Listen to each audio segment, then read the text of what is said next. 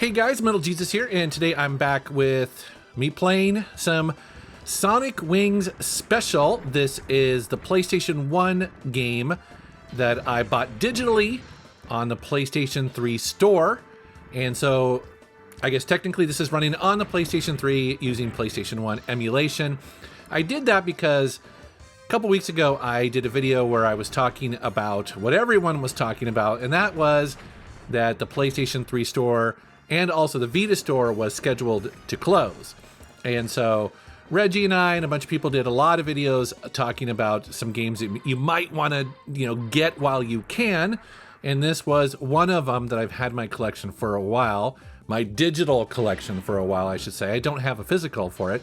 And that's because the physical version is hard to get a hold of. I don't think I've ever seen the PlayStation 1 version in physical ever. It could be that I think it's only a Japanese release, if I'm correct about that. And so, it's very rare that you would walk into a retro gaming store and just see a copy of it. And when you do, it can be $80, $90, $100 for that copy. So getting one digitally at the time, for $6, that seemed like a good deal because it's pretty fun. Now, since all those videos came out, Sony did something very unusual in that they were like, hey, whoa, no, we might have made a mistake here. We're going to go ahead and keep the store open for a while. And that was a total surprise. I did not see that coming. Sony is the kind of company that typically just seems to, to be fair, I certainly expected them to shut it down eventually.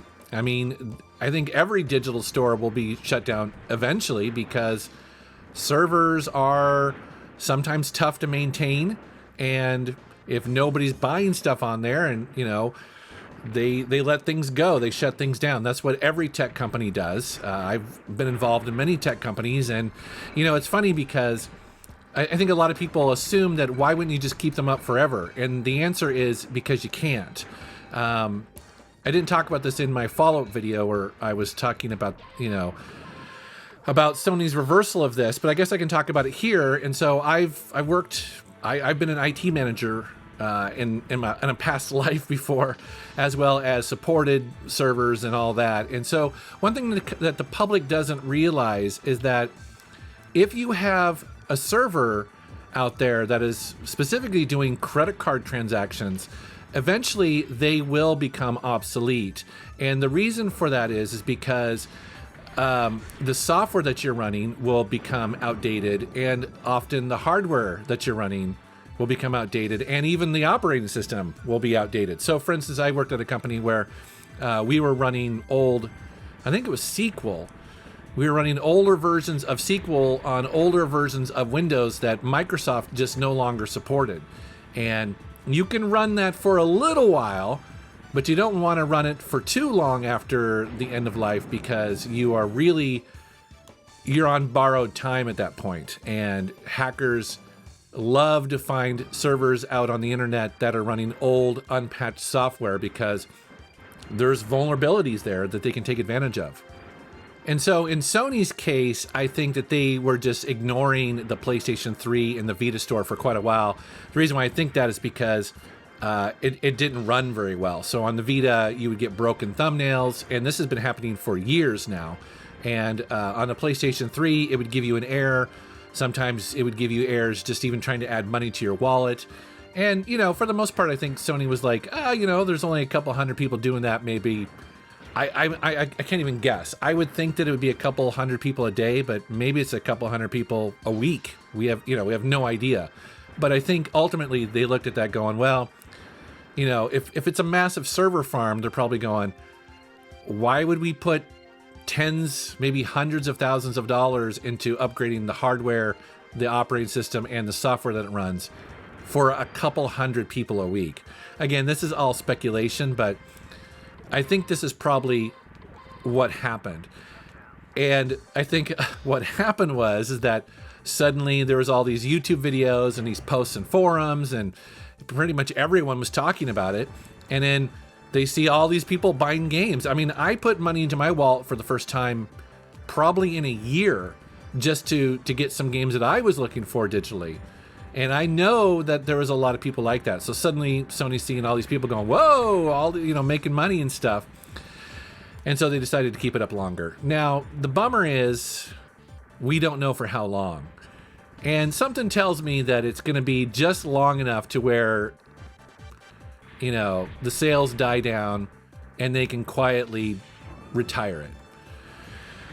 And that's just kind of how all this stuff goes. I think that the bummer is that I don't think people would care so much if they brought rock solid backwards compatibility to, for instance, the PlayStation 5. This is something that Microsoft has done a great job doing. I think probably to the best of their ability.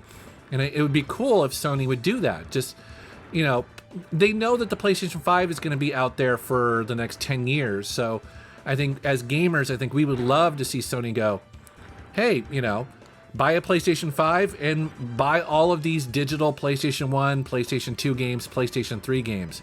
There is no downside, in my opinion, as a consumer for that. It keeps these games alive longer, make them affordable, and that would be awesome. And then we wouldn't necessarily, I think, be as disappointed and bummed out that the older stores are going away. I've also seen some people theorizing that this was all a stunt on Sony's part. And I don't think so. It just doesn't feel like it. I really think that they were planning on closing down the stores because I think as a company, they thought nobody cared. You know what I mean? I just think that's exactly, that was their thinking. And, and it's wild too, because that's been kind of their thinking all along for the Vita, which is really surprising because we know that indie developers have been putting out Vita games for years now, keeping that handheld alive. Yet, for whatever reason, Sony just does not seem to care. It's incredibly frustrating. It's incredibly frustrating, and I know I'm going on a rant here. I apologize. I know it has nothing to do with this game, but it just got me thinking about this again. But the tragedy of the Vita was that Sony got so close with it. And what I mean by that is that it was powerful, it was a great handheld, it works really well. The thing that they did not anticipate was the Switch. Because the Switch is like that, but with a dock. And had Sony just, and I know this is all hindsight and it's easy to say, oh, they should have done this, they should have done that. But they were so close because had they built a proper dock with proper Bluetooth controller support, then you would have the Switch.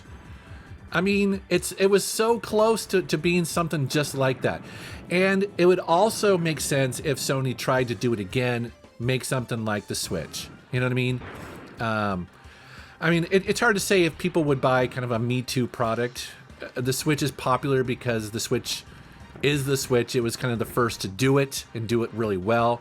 But I think that there's room there. I know there's passion from developers and gamers and collectors and all that sort of stuff. It would be kind of cool to see Sony make a Switch 2 or not a Switch 2, but a Vita 2, have the dock, have the support for the being played on your big HD television and also as a handheld. I don't know. I think that'd be pretty sweet. Or you know what? If Sony doesn't want to do it, Sega or Microsoft. You know what I mean? I'm just surprised that nobody does it. Remember when Nintendo did the Wii and the motion controllers? The nunchuck, everybody copied them.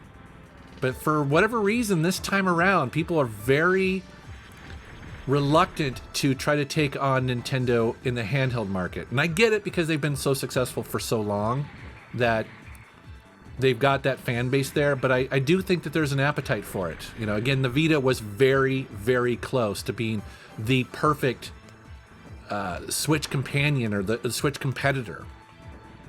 Anyways, those are my thoughts when I'm watching this footage here. I guess I should probably talk about the game itself. The reason why this is called Sonic Wing Special is because it actually contains multiple Sonic Wing games in there, which I didn't realize at the time, but I guess it's got like the first, second, and third Sonic Wings game in it. So it's a kind of like a compilation of all those, I guess. I don't know. All I know is actually it's super fun, and I believe I'm playing this probably on easy mode. And, you know, I'm actually not dying a lot. I am dying a couple times here, but again, it's one of those games where it's not super frustrating.